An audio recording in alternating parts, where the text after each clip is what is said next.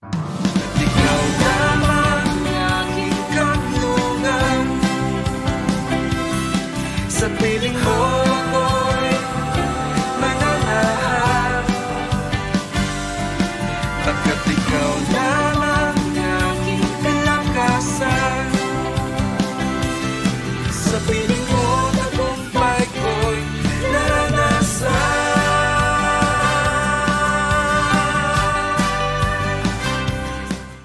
Good morning po and welcome po sa ating araw-araw buong maghapong pagpapala sa ating Panginoon. So bago po tayo magsimula, manalangin muna po tayo. Join me in this prayer. Father, in the name of Jesus, maraming salamat po sa napakagandang araw na pinagkaloob niyo po sa amin. Bukas ang langit, bukas din ang mga kamay mo, Panginoon, para ibigay sa amin ang mga pagpapalang nakalaan sa amin sa buong maghapon na ito. Lord, thank you for your grace, thank you for your mercy, at salamat po, Panginoon, sa paggabay ng iyong Santong Espiritu sa aming buong maghapon. We bless you, Lord, in the name of Jesus. Amen. Amen. Praise the Lord. So, kamusta po kayo? Alam niyo po itong mga nakaraang mga araw, napaka-challenging at napaka-colorful na mga balita sa ating mga paligid.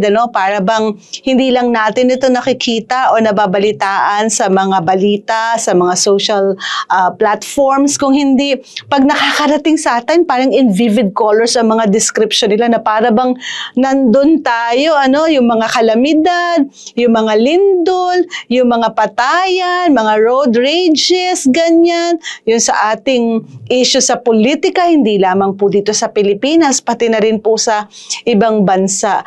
Sometimes para siyang pressure o parang clanging sa ating mga tenga na minsan nakakarindi na rin pag puro mga pangit na balita ang ating napapakinggan. At dahil puro pangit minsan yung napapakinggan natin, minsan nai-internalize na po natin yung mga pangit na balita na mga nakikita, naririnig, nababalitaan o nakakarating sa atin. To the point na minsan pag pinansin po natin yung labas ng ating mga sinasabi, parang pangit na rin. So ngayong umaga po, pag-usapan po natin yung confess to possess, yung power ng confession, especially sa ating prayers at sa ating araw-araw na pagsasalita at araw-araw na pamumuhay. Gusto ko pong i-share sa inyo yung Proverbs 18:21 sa New King James Version. It says there, death and life are in the power of the tongue, and those who love it will eat its fruit. Ang buhay at kamatayan ay nasa kapangyarihan ng ating mga dila. Alam nyo, lahat po tayo ay may dila. At alam nyo, lahat po tayo nagsasalita. May mga ilan nga lang po sa atin napaparami ang salita o maraming sinasabi at nasasabi. May mga ilan naman po na medyo saktuhan lang magsabi pero yung iba naman halos ayaw na rin magsalita, Pero in any ways, yung paggamit po natin ng ating mga dila o pagsasalita o sinasabi ay malaking epekto po sa nangyayari at mangyayari sa ating buong maghapon. Kasi sabi po sa Biblia na kung ano daw po yung lumalabas sa ating mga dila, ito yung kakainin natin. And those who love it will eat its fruit. Kung ano daw po yung sinasabi natin, kinukonfess natin, lumalabas sa ating mga dila na yan, ito daw po yung napangyayari o nagaganap sa atin. Kaya, if we're starting our day, kung nagsisimula po tayo sa ating umaga o sa ating maghapon, I think maganda po na pagbulayan natin o pag-isipan natin o magkaroon tayo ng a moment to pause para mapag-agrihan natin sa ating buong being, kung ano yung ilalabas, idideklara, maiko-confess ng ating mga labi at ang ating mga dila.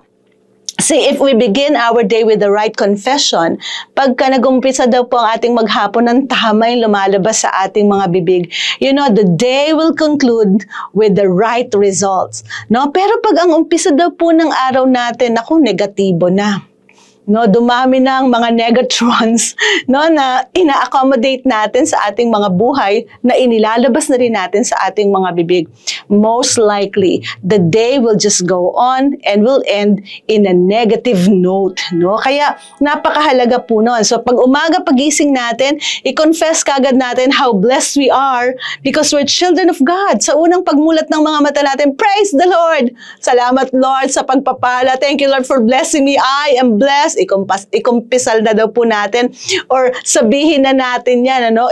I-confess na natin yan. Pero pag in the morning, ay ang umpisang bubukas sa ating mga bibig, Lord, ang dami kong problema. Lord, paano ba to? Naku, nasa trouble ako ngayon. Lord, wala akong pera. Naku, Lord, ito yung pangangailangan ko. Hindi ko na yata ito masusolusyonan. You know, all the negativities, ang i-confess natin, naku, palagay ko lalabas po tayo ng ating mga bahay, no? Papunta kung saan man. Naku, may kabigatan na tayo kaagad na dala-dala. There are 3 things sa powerful confession na nais ko pong i-share sa inyo very quickly. Number 1, we need to purify our confession. Kailangan salain daw po natin yung lumalabas sa ating mga bibig. Sabi po sa Luke 6:45, a good man out of the good treasure of his heart brings forth good. No, kung ang isa daw mabuting tao, mula sa kabutihan na nasa puso din niya, ang lalabas, mabuti din. Pero syempre, an evil man out of the evil treasures of his heart brings forth evil. So kung medyo may masamang tao, masamang loob, yan, kasamaan yung nasa loob, yan din po yung ilalabas sa atin ng ating mga bibig. For out of the abundance of the heart, the mouth speaks. No? So bago po tayo mag-umpisa, mag-comment, yan, or even say anything, especially sa ating mga personal na buhay, na wag natin sabotahihin yung napakagandang plano ng Panginoon sa atin sa bawat araw, sa every waking day natin by a mere negative confession that will proceed out of our mouth. So let's contradict that. Let's purify our confession. Magsala po tayo. Mag-isip-isip muna tayo. Ano bang sasabihin ko? Oops, parang pangit yung sasabihin ko. Pigilin na lang natin. Okay? Or better yet, wag ka na magsalita. Amen? Kasi baka yung magandang araw mo, makontradict mo pa. The second thing is that, you know, we believe in what we confess, no? Na pagka, kung ano yung sinabi natin, paniwalaan natin, no? So if we're confessing the Word of God, especially kung may pagkukulang ka, na kung sarap i-confess, my God shall supply all my need according to His riches and glory. Wow, ang ganda pong sabihin yan. But you have to believe that. You have to believe that confession para mangyari po yan sa'yo. And then the third and the last, ay kailangan, we have to release the Word of God through our confession. Ang i-confess daw po natin, eto talaga ang primary tip natin for a good and good result day, yung Word of God. So instead na ang confession po natin problems, instead na yung confession natin yung ating mga mahihirap na situation, let's combat all those things with the confession of the Word of God. Amen? At pag ginawa po natin yon, maganda, fruitful, productive, you know, at success ang ating buong maghapon. So I pray may natutunan po kayo. Join me in this prayer. Manalangin po tayo, confess natin na magandang mangyari sa atin sa buong maghapon na ito. Let's pray.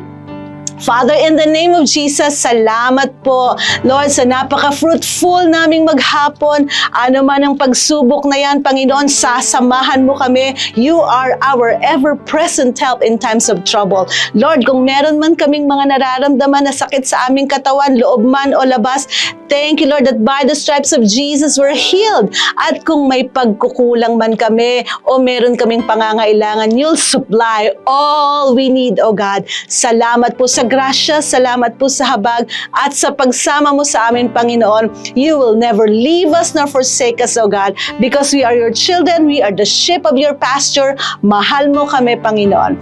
Thank you for your grace, O God. We love you, Lord. We bless you, God. In the name of Jesus, we pray. That we declare in Jesus' name. Amen and amen. So God bless you po, and I will see you soon. Bye!